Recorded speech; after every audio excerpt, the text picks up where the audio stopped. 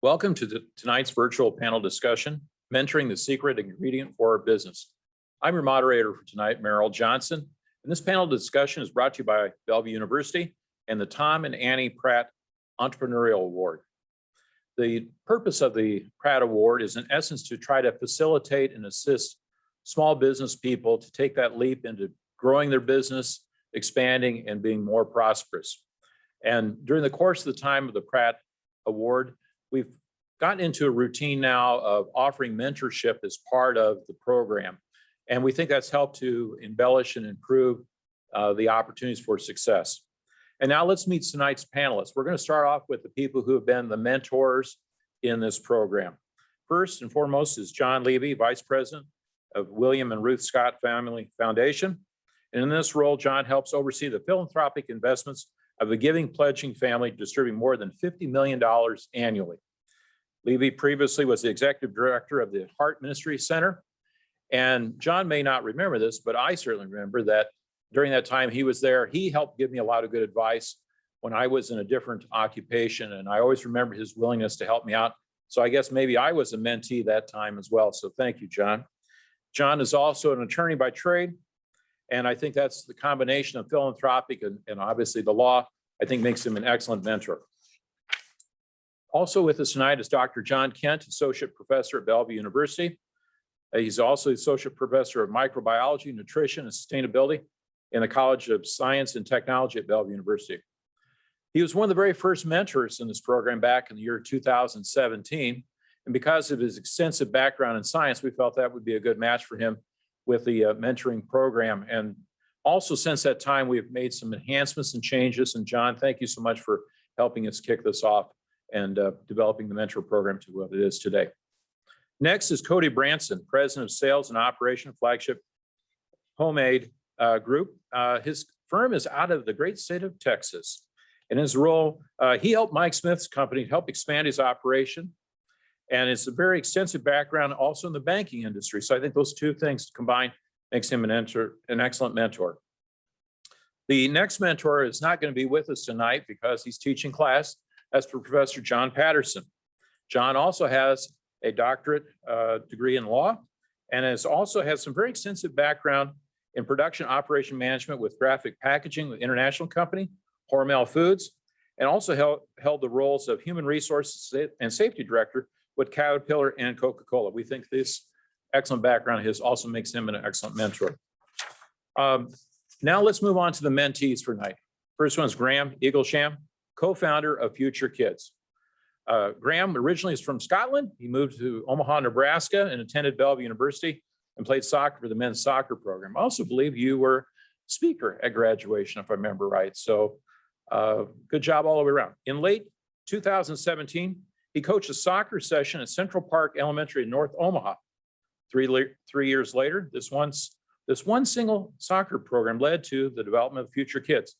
He co-founded and evolving into Nebraska's largest after-school sports program.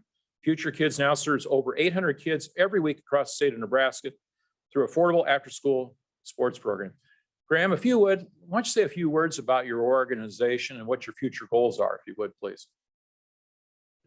Yeah, thanks a lot for having us, guys. I guess just straight into Future Kids. Our main mission is just to provide high quality after school programs to communities that maybe can't afford to get involved in sports as it is in America and the pay to play model. So basically we just try and take sports coaches mainly in soccer and tennis currently and provide that service at the school locations through their different after school programs. And we're just looking to expand that across the state of Nebraska and see how far we can go with it.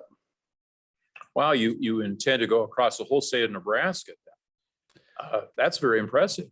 Yep, we're currently in Omaha, Lincoln, Schuyler, Fremont, Crete, and South Sioux City. And we'll throw Council Bluffs in there, even though that's technically Iowa, but that's where we're serving at the minute. And we're looking forward to keep going. Excellent. Well, we know that you will continue to grow and serve and do well. So we'll be anxious to learn more about your role as a mentee as well as when you were a mentor.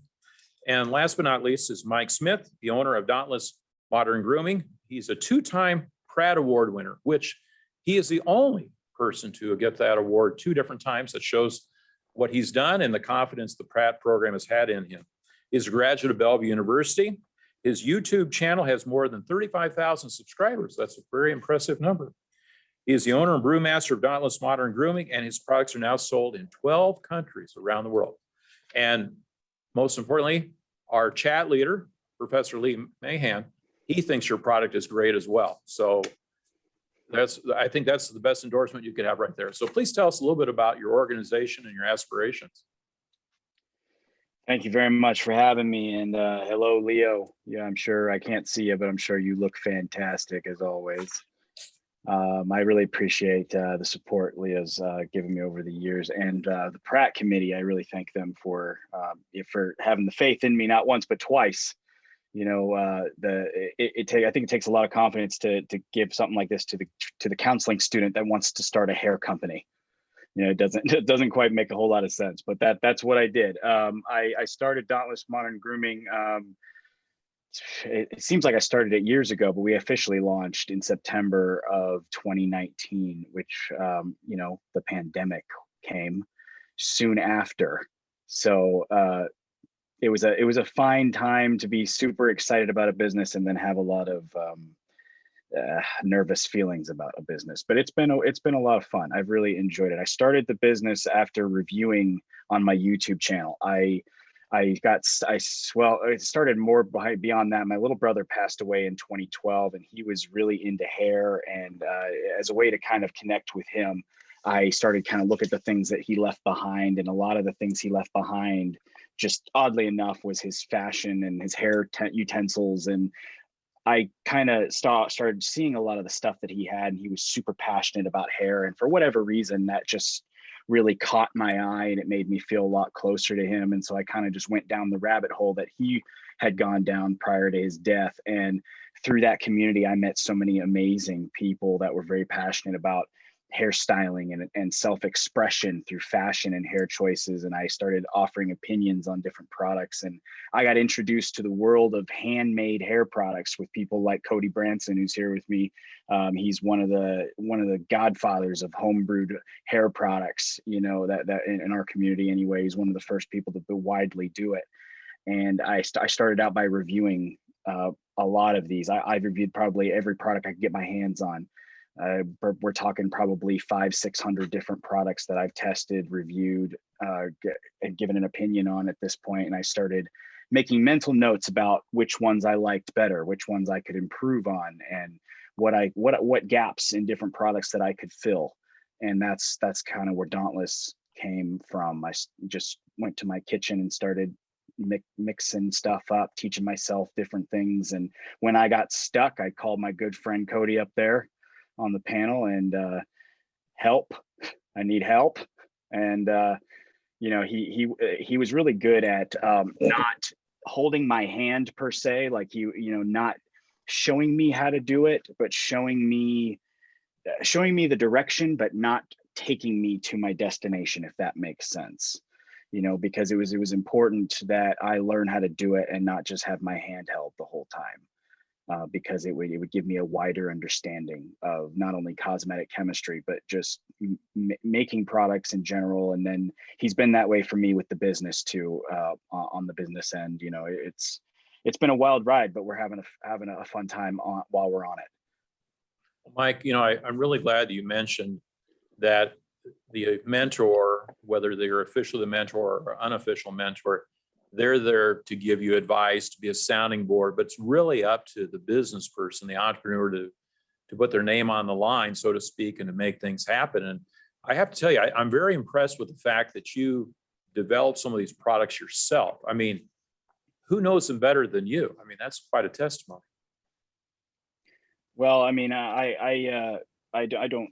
I'm sure that there's people out there that like Cody. I'm still, every time I see him brew something from scratch, he and I have actually started a new venture on the side where we consult with other brands now and barbershops and different companies where they want something get made, and they'll call us up and we'll meet with them and discuss their goals. And I see him create a product from nothing to something, and I'm still amazed by it every time, because it's like he can just picture it. Like, this is what you want, I know how to get there. And I'm almost to the point, just from learning and seeing it, I'm almost to the point where, he's called me up on a couple occasions and said, like, this is happening, this, that, and I have been able to bounce some, well, maybe it's this, and then most of the time that doesn't happen, because he still knows so much more than I do. But I'm learning to the point where I'm almost able to contribute a lot more now to his projects, and when we can work together, more so of him helping me. But it's amazing. I look at it like art, really. You watch a painter start with a blank canvas, and they end up with a starry night and a mountain and a moon, and you look at it, you're like, how did we get there? I kind of look at the same. That's kind of the way I watch it when I watch people like Cody or some other people make hair product. That's kind of the way I see it. You start with nothing, and you end up with something that somebody uses to create a version of themselves that they want to show the world. It's so much fun. It really is. Okay. Well, outstanding. We'll look forward to hearing more from you and everyone else over the next hour here. So let me direct my first question here to Dr. John Kent, if I may. And I want to ask you just a generic kind of introductory question here. How would you define mentoring? I really like what Mike said, and it's the fact that being a professor and being a mentor for a student for science projects or entrepreneurship projects, it's not about that professor-student relationship. It's more about being a guide and help them point out where the problems lie in the challenges are in their project or something like that. And it's really helping them see those challenges and then help them overcome those challenges, but without holding their hand too much. And it's more like guiding them in the right direction. It's almost like being a good therapist, right? Where you can help them see their problems and then help them overcome their problems. And sometimes you know the solution, sometimes you don't. But it's really about that guiding process that I would define the mentoring as being a good guide, I guess. Okay. All right. Well, thank you. I'd like to direct the next question, Cody Branson. How might you add to a definition of mentoring? What would you add to it? I would say it's very much that same vein. You want to see how an individual views a certain problem, situation, business venture, any of those things, and it's still their baby at the end of the day. But helping them maneuver through things that may be roadblocks. When I was in banking, I was a manager, I was a trainer. I did a lot of those things, going through sales processes, learning products, learning all that stuff. And that's translated very well over into what I do now. But you have to let your individual skin their knees a lot of times, because they learn how to maneuver and become better at what they are. It's a crucible. So at the end of the day, it's not always going to be fun. It's not always going to be easy. But once you've gone through that crucible, what's going to come out is refined. It's going to be something that can be something that they can view as pride for themselves. You hear how Mike was talking. Those are his products. Those are his, that's his baby at the end of the day. I may have helped him along through the process, but at the end of the day, he did it.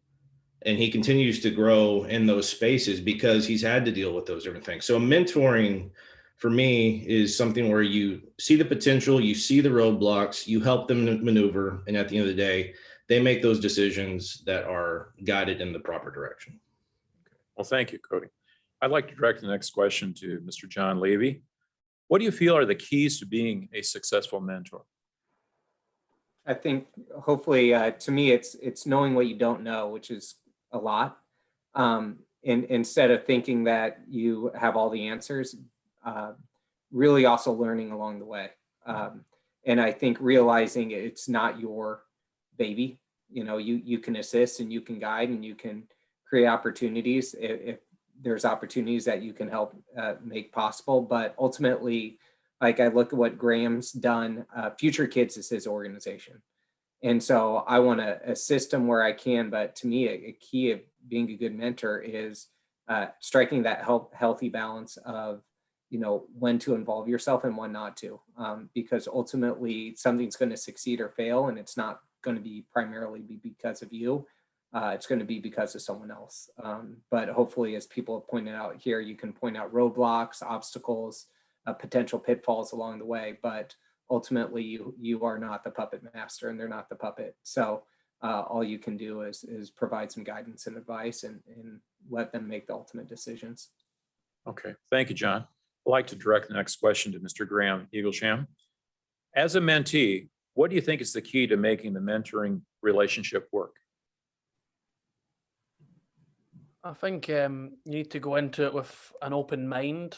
First and foremost, someone's given you their time and their experiences, so you want to just soak it in as much as possible. Just being open and honest about where your company's at, and where you'd like to ultimately get to, and then just try and find some synergy in what you can take from their experiences and how it can help you. So just trying to align, the different types of situations that they've either been in, or you think you're going to be in, or you are in. Okay, thank you very much. The next question is for Mr. Mike Smith. As a mentee, how do you prefer to communicate with your mentor? Is it virtual, in person, text, or something else? I usually I either text him or call him up. Most of the time it's phone calls and text messages. I'd say about 40% of my conversations with Cody start with, "Yo, tell me if this is a stupid idea," and then we talk about it. That's usually how it works. Okay, very good. And Mike, I've got a second question here for you. Do you feel there's a routine or schedule that mentors and mentees should follow to make things work? In essence, should they be connecting on some kind of regular pattern? I think that helps for sure. I know, I'm trying to come up with an example. There was one product that I was having a serious trouble, like a hurdle that I was trying to get over. And I knew in my head that if I didn't communicate with Cody regularly, if I didn't stick with it, it took us about a week to get over the hurdle. And if I knew in my head, with life going on, I've got kids, and I'm running my YouTube channel. And at that point I was also in school still. I knew that if I didn't, if I said, okay, today I'm not going to work on it with Cody today, or today I'm not going to work on it even by myself, it was going to go on the shelf. And when it goes on the shelf, it takes a while for it to come off the shelf. So it's kind of those forcing yourself to, even if it just means I'm going to call him and talk and bounce ideas off him, or text him and say, I'm having this hurdle is roadblocking me today on this. It was just making sure it was right in the front of my brain for however many days that it took. So and even if I think that goes for even when you're not having problems per se, I don't always just call Cody up there. I feel weird calling him Cody. I always call him Wade. His name's Cody Wade. I call him Wade. But I call Wade sometimes just to tell him how a business call went. That has nothing really to do with him per se. But I'll call him up and say, I had a talk with some guys from Poland today, and this is how this went. And sometimes all his response to me is, "Congratulations. That sounds like it was a good call." So it doesn't always have to be, I don't want to present it like, you call your mentor only because you got a problem. All right, thank you for the clarification. Okay, now let's talk to Cody. Do you feel there's a length of time it takes for a mentorship to develop the needed trust? Most definitely, as in with any relationship, especially one where there's one that's taking the lead and helping direct, they have to trust your opinion, and that it has to be something where they have something tangible to give a reason for that trust. And so that open communication, having those conversations where you're really able to pick each other's brains and get an idea of where and how that person works, it's extremely important, because otherwise, having a mentor wouldn't really help you. You have to be able to have some level of credence in what they're saying, and you have to have something tangible on the back end of that. Okay, thank you for sharing. I want to remind the folks out there that if you do have a question, just enter it through the chat functionality, and later on, the chat leader will be providing those questions to the panelists. So we'll hold those toward the ends, but I do want to encourage you to please submit those questions as you see fit. Okay, now I'd like to visit with Mr. John Levy. If there was a short list of people that you'd like to ask for advice, who might they be and what would you ask? That's a good question. I think it totally depends on the situation that I have. You know, so I happen to work for this Giving Pledge family, right? And so, you know, they made a lot of money on Berkshire Hathaway. They were one of the first investors in Berkshire Hathaway. So my situation's a little bit unique in that everyone doesn't understand the dynamic at play. And so I go for people for mentoring that kind of understand the situation, right? That I don't have to spend a half an hour explaining the dynamics and the players involved, but I can just ask them. And honestly, I go to people for advice I know they're going to give me really frank, honest advice. And so I think sometimes I might try to go to advice for different people because I want to hear what I want to hear. But I think really when I'm looking for good mentoring, it's to have the advice that a lot of times I don't want to hear. And so if I'm thinking about, should we grant away this amount of money, I'm probably going to talk to the family about it. Or I might talk to a peer donor about something like that. So, but to me, the key is that honest relationship and making sure that you go to people that are going to give you true feedback. Because if you're just looking for someone to be your echo chamber and tell you what you want to hear, then that doesn't move the needle at all. And you didn't really need to talk to anyone in the first place. Okay, outstanding. Dr. John Kent, I want to ask you the same question. If there was a short list of people that you would like to ask for advice, who might they be and what would you ask of them? Yeah, it does depend on the situation. I've definitely been myself in mentee situations where I need advice from other scientists or other business people as well. And it really depends what the field is, what you're looking for. But you try to find somebody that has the experience, first of all, but then somebody that you can trust. And the trust is, as John was pointing out, it's not just trusting that they're going to confirm what you already know. It's trusting that they give you honest advice and that they can, that honesty is important because they will tell you if it's a stupid idea or not and why it's a stupid idea. So you got to find those kind of people. And I have people in science that colleagues of mine that I can reach out to, and I wouldn't call them mentors necessarily, but they're collaborators that you can trust and you can bounce ideas off that way as well. So it really depends on the situation, but I do have people that I say I can trust those people to give me honest advice and honest feedback in that situation. Okay, thank you for sharing. And I agree. I think honest advice sometimes might be a little painful, but that's really what you want at the end of the day. Yeah, it can be painful. And I think I was described earlier, it can be a painful process to go through this. I think the idea of the mentee is to stay humble in the process too. You want to be able to receive that advice and then do something productive with it. So yeah, honesty and being humble as well is important. To add to what Dr. Kent said too, I think he hit it on that trust part. Like if I'm a mentee and I've gone to you for advice and I find out that you are not showing discretion or keeping confidential what we're talking about, I'm probably not talking to you about that again. So I think, anything that you do, we talk about the cone of silence and the cone of confidentiality a lot. If someone breaks that, it's really hard to reestablish that relationship because it seems to me that all of a sudden all I am is gossip fodder and that people are using that knowledge or that information that I shared with them for their own benefit.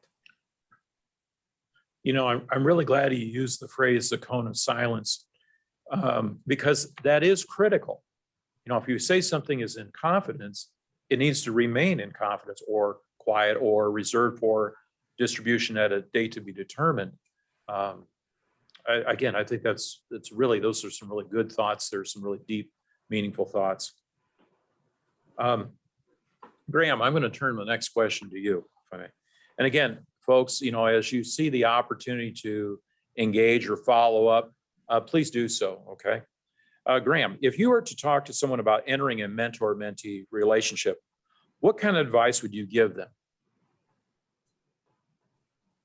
again, I would just say, if you know, ideally, if you're going and finding a mentor, if you know where you want your organization to go, can you find someone that's, you know, done some of the similar things, if that's the same sort of industry or been through some of the same steps that you're likely to go through, just someone that you can get advice from, because, the advice is invaluable. I'll talk about, what I've learned from John is like, it's incredible. Just very grateful for the amount of information that he's gave me, and just find someone that, is able to help you along the way, and they've went through similar experiences in their organizations or their careers, and they can just probably, just help you incredible amounts of, just help you so much, really, is what I'm trying to say. Okay, very good. If I might kind of dovetail onto that and what everyone else has been saying, it seems like when you give, obviously your intent is to help someone that you care about or you're interested in having them have greater success. But it always seems to me over time, I get more back. So if I give 2 pieces of wisdom out, I seem like I get 4 or 5 back over time. Is that similar situation for you, Graham? Yeah, absolutely. With what we do at Future Kids, there's nothing that makes me happier more when, for example, if mine and John's relationship, if he gives me some sort of information and helps me, that helps Future Kids grow, and we're able to provide more, of our services to kids that are needing that service and enjoying that service. It's just a win-win. It just makes me so happy when that type of thing can happen. Okay, all right, thank you. The next question is for Mr. John Levy. If a person wants to become a mentor, but has never been a mentor, do you feel there's a particular type of training that they might find useful? I would say actually the thing is just being self-aware. I think having an idea that, you might be in the mentor, but there's just as much that you can learn. We're all on this experience where we're trying to learn, and that you don't have all the answers. I just think that's the key thing. I mean, I think that there's some very basic things to being a mentor. We talked about that cone of silence. I think another thing is, so one thing I make sure to do with Graham, for example, is, so my schedule normally books out like a month in advance. So if you want a meeting with me, like right now, I'm probably going to tell you, hey, let's look at the last week of April. Now, Graham and I have had 3 meetings in the last 2 weeks, where he was like, hey, do you have time to talk tomorrow? And so I think making sure that the mentee knows that you're always going to be there for them, and not be like, oh, geez, I'm so busy right now. Can we schedule that in a month? I mean, the issue that they need to work on is that day. And to act like it's not of importance to you really hurts the relationship. So I think that there's just basic things to being a mentor. I mean, showing that you care is huge. It's a lot of times it's not how much you know, it's how much you care, and letting people see that piece. So I don't know if there's really any tutorials, but just be a good, kind human being, and do the right thing. And I think that's the stats of being a good mentor. Honestly, I know I wish that I could say, I can tell you different books to read and things like that, but I think most of the stuff is just intuitive and just doing the right thing. So it really kind of comes down to the right type of person, the person with the right kind of character, and the willingness to share and help others grow that. Yeah, and I think in the process of it too, just also owning the fact that you don't have all the answers. I mean, there's times along the way where I tell our boys, my wife and I have 3 young boys, and I always tell them it's not a mistake if you correct it, but if you refuse to correct it, then it's a mistake. And I think we learn a lot from our failings. And so I hope that Graham can learn from some of the failings that I've had. In creating boards. So I think rather than just trying to act like I've never made a mistake or I'm perfect, but saying, hey, this is how I misstepped along the way. And I'm not telling him he might make the same misstep, but at least I've given him that advice or thing that I did wrong, as opposed to just saying, well, everything I've ever done is perfect and you got to do it my way. Sounds like you might have some future mentors coming up in your family with that kind of advice. Yeah, right. Okay. Cody, the next question's for you. Tell us about the times that you were not a mentor, but you were the mentee. Oh, there's been plenty of those, whether it was in banking or whether it was in even in this industry that I'm in now. finding an individual that was in the direction that I was wanting to grow was extremely important for me. Whenever I was in banking, you know, I started out in consumer banking, which, you know, is just the generic personal things like that. But I found that I had a lot of, I guess, attraction to the more intricate pieces of whether it was like investing or if it was commercial banking and that aspect of things or lending in general. And so what I would do is I would find a mentor within those areas that have been there and is, once again, very warm and open to conversation, willing to be blunt as needed, ready to help whenever I needed them. You know, if somebody shuts you down, like was said earlier by John, you don't want to talk to that person ever again. There's no reason to at that point. You've seen that they've burnt that bridge essentially. So for me, in all of those, just finding that person was very important for me, because then you can pick their brain as you come across these little breadcrumbs. You kind of follow your path through, but then you're like, well, what about this? What about this? There's no dumb question. We can call them stupid questions all you want, but there's never a dumb question. The worst you'll ever hear is no. You just ask it and then you move on and then you learn from it. And so one thing I was going to mention too, in relation to what John was talking about a minute ago and concerns to all that, is knowing yourself well enough to know where your weaknesses are and your strengths. A lot of times whenever we were in, I was with different institutions, we would go through different things. One of them was like Clifton Strength Finders, where you'd find what the things are that really make you good at what you do and who you are as an individual, and then finding the opposite individuals as well to fill in your weaknesses and understanding you have those weaknesses, understanding that other people have those strengths, and collaborating appropriately. You know, I really like where you're going with that, because I think as a mentor, you need to understand your limitations. And I think when you convey that to other people, they get more confidence when you do speak about something you feel confident about. Well, it comes across as conviction. And that's the thing, is if someone's always going to feel the energy coming off of you whenever you start talking about the things you love. And that's the thing, is just finding those things that you know are your strengths, understand where those weaknesses are, and really just build from there. That's where you can get those strong collaborations, whether it be mentorships, whether it be teamwork, whether it be any type of synergy like that. It's extremely important to do that. Okay, thank you. Excellent. The next question is for Dr. John Kent. What do you think what are a short list of things to avoid in a mentor-mentee relationship? I think we heard it a few times, that avoid mistrust, or avoid overselling something, or saying you're an expert in something and you're not, for example. That's going to lead to a mistrust between the mentor and the mentee. I think it's much more appreciated if somebody comes and asks me a question, I say, I don't know about this subject, or I can help you find it, but I don't know the answer to that. I think that builds more trust than me trying to sell them and send them on their way with something, and then they find out, oh, that was a lie. That was told there. So I think building that trust is really what's important, and avoiding any misguidance in that area, I think. The other thing is, when you're looking for a mentor, try to find somebody that has the expertise in that area. One other thing I would say is, it's sometimes better to have one or two mentors than to get advice from 10 or 20 people, right? I've made that mistake myself in the past when I started a new project, and I talked to 10 or 20 people, and there were too many cooks in the kitchen at that point. I didn't know what to follow or what to do. So building that relationship with one or two people, if you're looking for different expertise or different backgrounds, that would be the advice. Is better to build one relationship with one or two people than to get too many advices.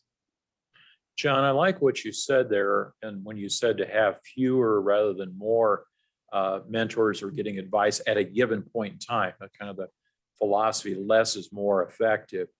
I suppose so too, as you go through life's journey, you'll find that maybe this person was an excellent mentor for me 10 years ago, but as I move forward in the future, it's not that they did anything wrong. It's just the statute of limitations caught up with them, and now it's time to move on to someone new.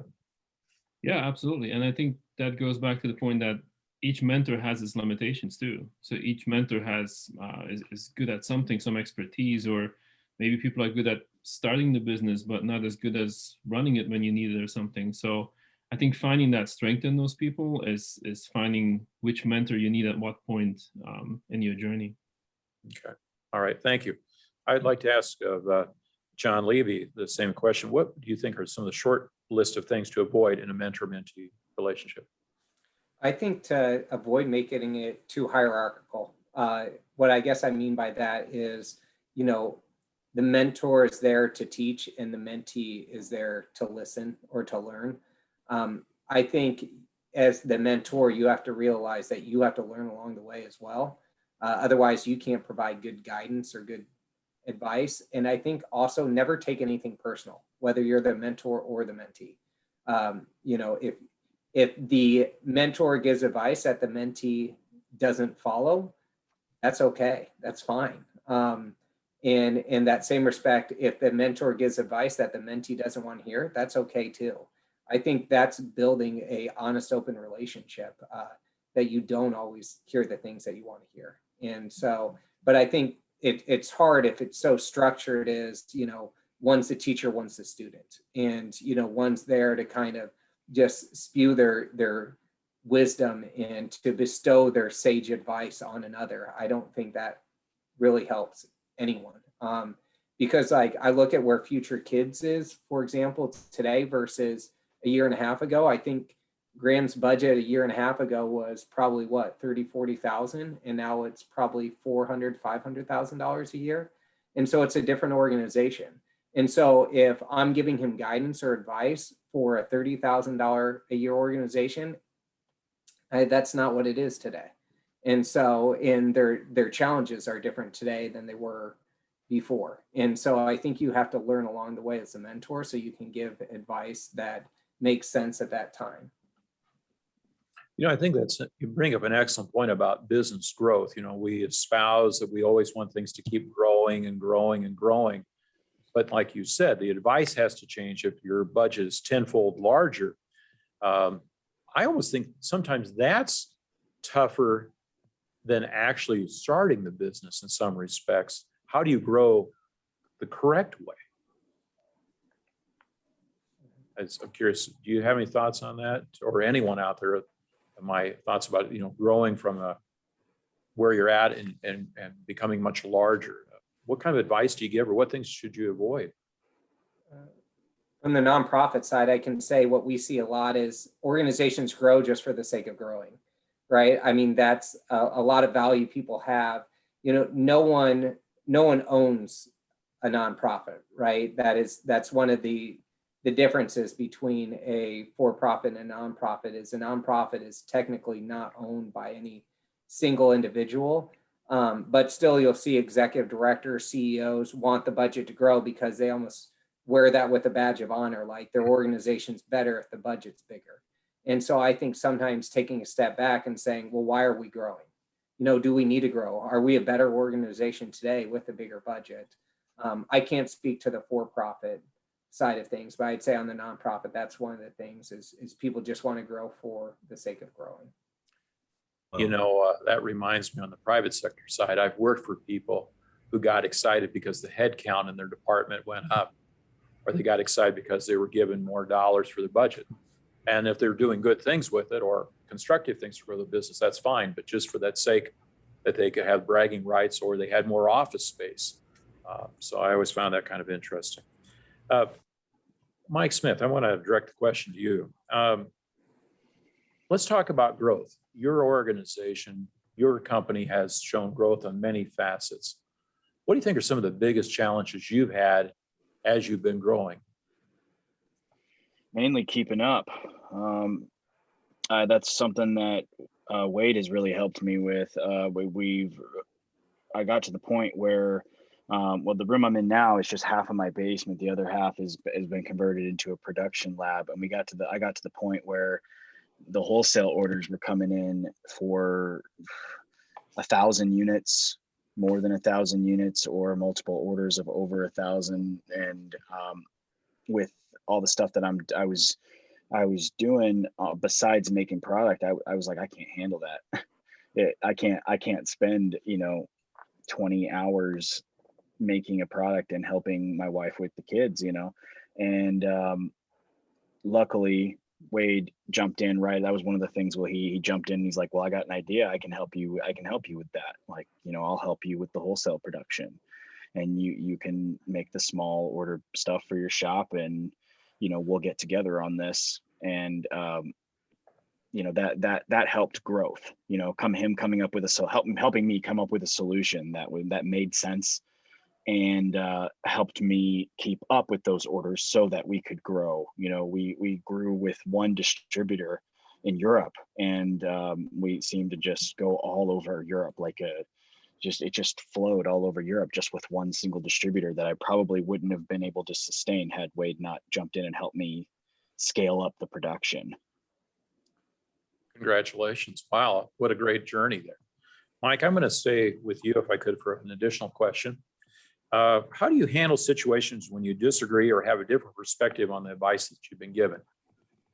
And this can span your whole life if you want to expand out from there. Well, I think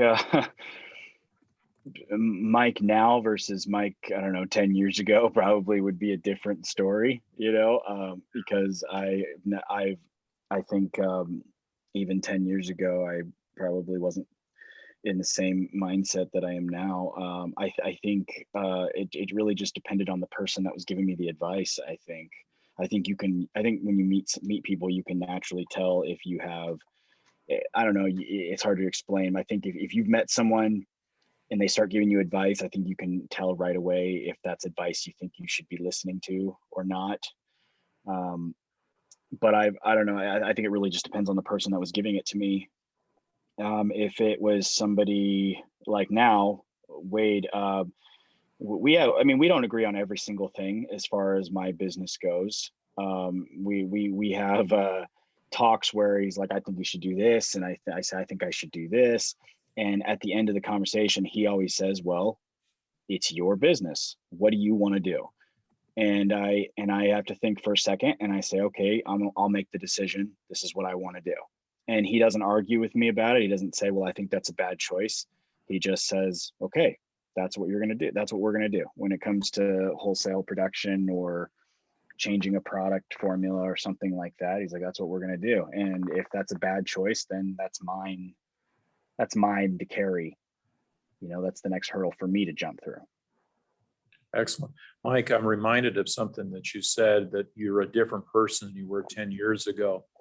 If I might expand on the number of years, if I went back 25 years ago and where I'm at today, I sound more like my dad today than I did 25 years ago. So I guess maybe I'm catching up to where he was. So yeah, thank you. Thank you. I'm going to ask Graham, I want to ask the same question I asked of Mike. Graham, how do you handle situations when you disagree or have different perspective on the advice that's given? And don't limit it just to the Pratt. Expand to, just your whole life if you could.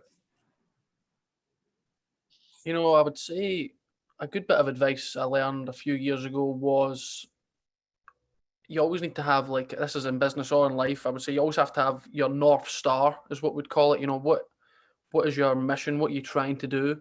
And then from that, when you're getting advice or you're having thoughts in general, you're talking to people, always try and go back to, okay, does this line up with the North Star?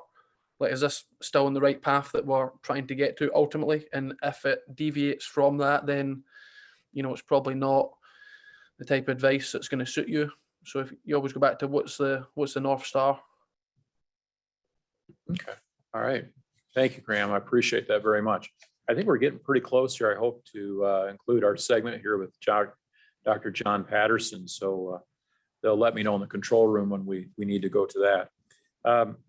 Now, I want to open these questions up to everyone on the panel. So please jump in as you see appropriate. What are the conflicts or barriers that need to be overcome in order for a mentorship to work?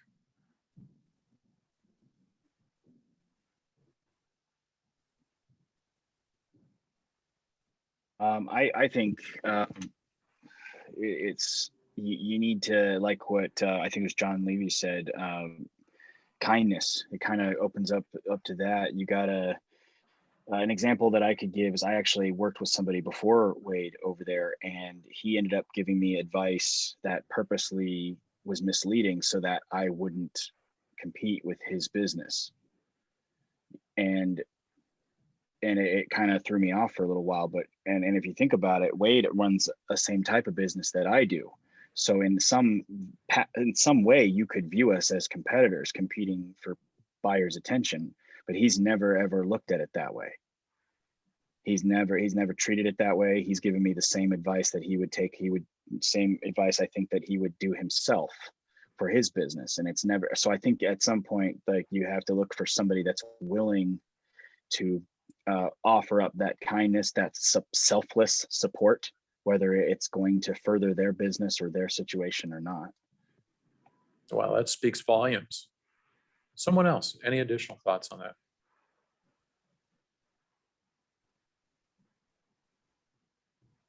Well, I'll assume silence is golden then. What are, another question here, and again, I want to open this up to the larger group. What are realistic outcomes or expectations of a meaningful mentoring program?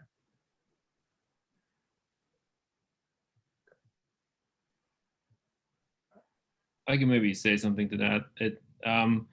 It really depends on what the mentee wants out of this too. If you are at the point where you just want to start something up and test an idea out, or you're at a place where you already have a business that's already somewhat established and you want to grow this into something. And I think it's, again, the openness between the mentee and the mentor needs to be there. So, and they both need to understand this is the goal. This is where we're going for. So setting that goal is important. And sometimes it's the mentor taking a step back and saying, this is not my goal. This is the goal of the business. This is the goal of the mentee. And when I said being humble earlier, I meant being humble on both sides. You need to be humble as the mentor too, being able to step back and say, yeah, it's their business and they need to make those decisions as we heard before here. So if they set a goal that they want to reach that goal, then I'll let them do that. So I think it depends on what the goal is and set it realistic. You can guide things in a certain way, but make sure that you understand from the beginning what the goal is of this mentorship. Okay, thank you so much, John. Anyone else want to follow up on that? Meryl, it looks like we have a few questions in the Q&A as well. Okay, all right, we'll make sure. Did you want to go to Professor Patterson's now, or? I'm glad to be here with you tonight, John, but unfortunately, you're going to be in class on March 23. So we decided we'd record this segment here to kind of introduce you to the audience, tell us a little bit about your role as a mentor as well as a mentee. So Professor John Patterson, why don't you tell us a little bit about your professional credentials? Sure. So yes, my name is John Patterson. I think the majority of my career has been in business and industry, and mainly in production and operations roles and in some HR roles as well, but mainly in production and operations. And yeah, educationally, I have a Juris Doctor, an MBA, and Six Sigma certification and a Scrum Master certification. So done a few things, and hopefully those things have been able to bear some benefits for some of the people that we're mentoring. Tonight's discussion is obviously about that relationship, that mentor-mentee relationship, but also just some larger context of you being a mentor as well. I also noticed in your background, you talk about Six Sigma, black belt training. You're also was a safety programs, risk management, your professional career. How do you think that helps you in the mentor role as far as safeguarding people to try to do the right thing? I think primarily it's another set of eyes that's just able to look at some things that maybe some people wouldn't initially consider. And I think just being well-rounded helps other people to see things that maybe they didn't see at first, because for a lot of people, like Mike's a good example, where they get into a new business venture and they're just so busy, and that's a good thing, right? Because they're successful, and I mean, if you're busy, that's a good sign. But sometimes when you do get so busy, there are some things that you just maybe don't have the time to consider and to dedicate some time to. So having some other people around you in your network that are able to identify things like that and to say, hey, I know you're really busy, but when time allows, you may want to consider this, and you may want to look into this area a little bit just to make sure that you're covering your bases and that you can continue to do what you really want to do. What kind of advice would you give as far as the selection of mentors in a person's life? I can tell you from my own experience that the best mentors that I've had are just people that truly care and that want you to be successful, that are very genuine and approachable, and people that just listen well.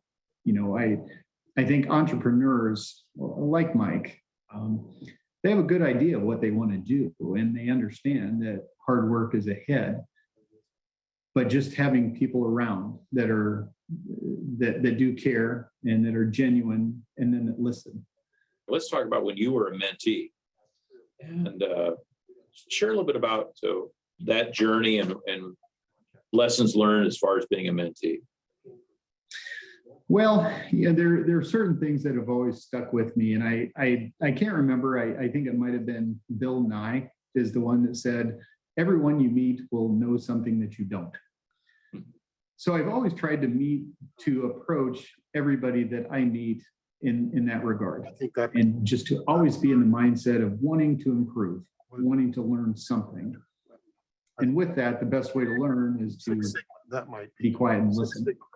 So I've just always tried to approach everybody I'm around in that regard, to just listen far more than I talk, to try and learn and to try and improve. When you were the mentee and someone was giving you maybe official advice or unofficial advice as your mentor, where did you draw the line and say, you know, that's nice to know, I appreciate it, but you yourself are going to pursue a different approach, or you're going to take a different path than what your mentor decided? I guess I've always tried to incorporate as much advice as I can, and I think ultimately, much like a lot of entrepreneurial endeavors, there's a lot of trial and error involved, and just having that good, healthy mindset of you're going to make mistakes.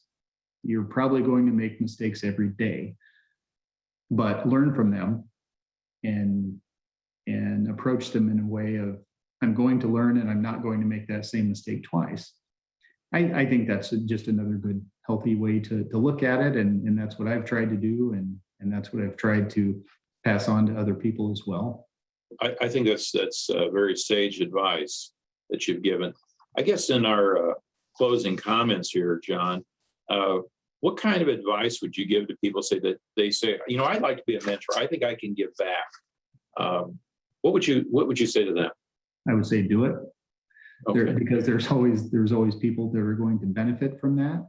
And I think along those lines as well, I think that's a really good and positive approach that Bellevue University has taken in these sorts of mentoring endeavors, and specifically in the work with the Pratt initiatives that we've had, that we've approached it from the standpoint of having a team of people involved.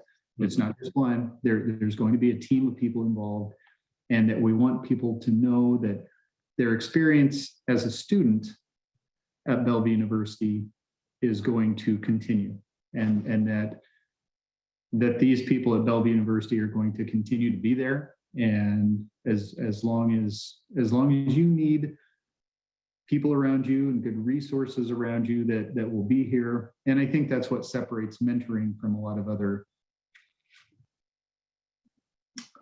ideas and initiatives that are out there. That mentoring truly is that ongoing relationship that the people around you want you to be successful, and that they are going to continue to work toward that in whatever capacity that you need them to be. Very good advice as always, Professor Patterson. We always appreciate it. And I'm sorry you can't be with us live on March 23, but I appreciate you taking time out of your busy schedule to tape this segment so we can share that on the evening of the program, the 23rd. So we wish you all the best and thank you again for your time and expertise. Okay, well, we're back live now, and I've got our chat leader here, Professor Lee Mahan. He's going to give you some questions, so I'll turn it over to him. Thank you. Thank you, Merrill. One question that came up, and this is for all the panelists, if you want to come in, how important is Six Sigma certification? How important do you think Six Sigma certification is important in your business? Anyone? I have no idea what it is, so Okay, sorry. okay. All right, well, also, another question came up. How would I approach, how best is it for a person to approach someone that wanted to be a mentor? How would you suggest a person approach someone else that they would like to mentor them?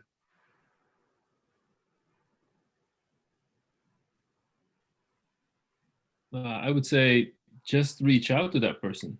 And I know we all have busy schedules, but whenever I get a question about help on whether it's a science project or a business startup, I pay attention to it and I respond to those people. So even if it's a short response saying, hey, let's meet up or something, or I'd like to learn more about it, that relationship will build that way. So I'd say just reach out. Don't be afraid to send that person an email or give them a call or something and see what they say. Somebody said earlier, the worst you can get is a no, right? Okay, I was thanks, gonna- John. Because one of the questions we had is how do I get mentoring from the panelists? So you might be asked for your email here. Might be getting emails. Okay, That's all right. all right. One of the things that came up too is that in the Wall Street Journal, there's a little section they have periodically on a person talking to their informal board of directors. How would you distinguish an informal board of directors from a mentor-mentee relationship? And I guess maybe that even begs a question: should a person look for several mentors or more than one mentor in order to get advice? So I can handle that. I would say for me, I have two mentors. And this also goes to one of the other questions someone asked, whether they should be in your industry or not. I have one mentor that is in the nonprofit / philanthropic world, because as I alluded to earlier, I don't have to explain the dynamics to them at play. They kind of know what I'm going through, so they can just give me really easy feedback. The key is honesty. I would say, though, it's hard to develop those relationships when you're working for a family that's actively trying to distribute large sums of money. Sometimes it's hard to get, to have that open, honest relationship. So I also have a mentor completely in a different industry, because as the family, sometimes, they'll write me joke emails that will be like, John, you're so wise, you're so smart. And wherever there's an S, they put a $, because they realize that, people, want the family's money. So that's why they're going to kind of be effusive with their praise.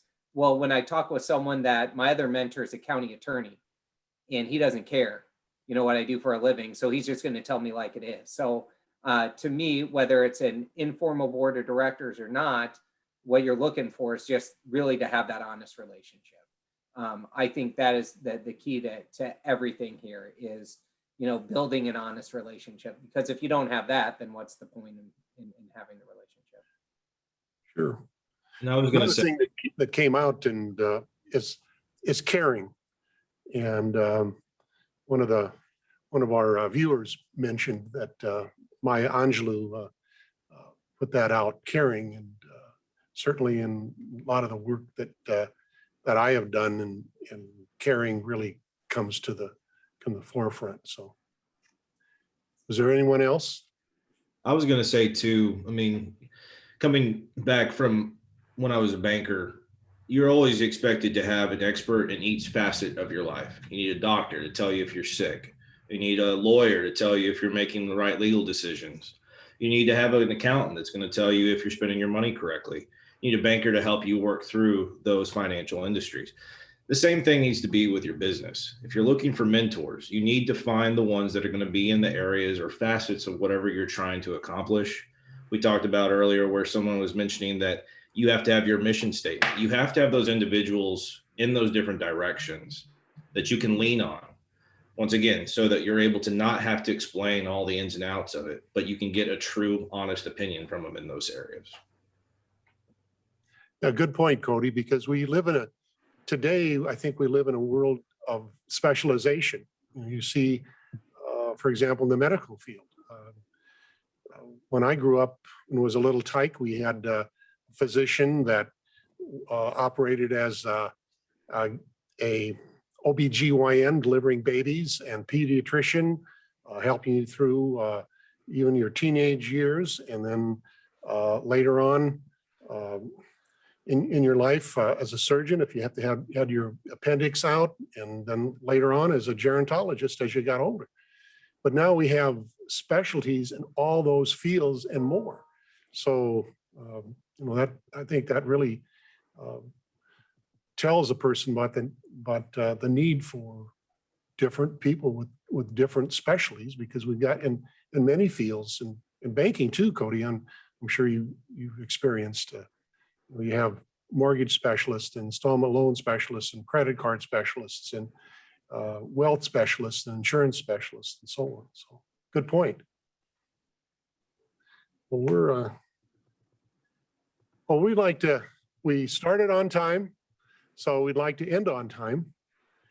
And I'd like to thank each and every one of the panelists and all the viewers that we, too numerous to name, but this was fantastic. This was great. And I'm glad we're recording it for those who couldn't come here tonight and view. Merrill, any parting words?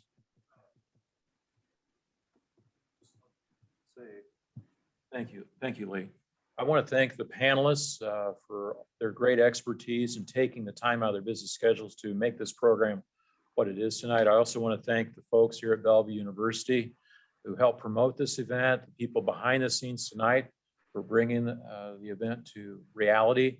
And I want to thank the Pratt Committee members who worked so hard to put this together, the marketing team here at Bellevue University. And I guess in closing, I want to thank Tom and Annie Pratt for their continued support of this program. They're helping people grow their business and creating opportunity.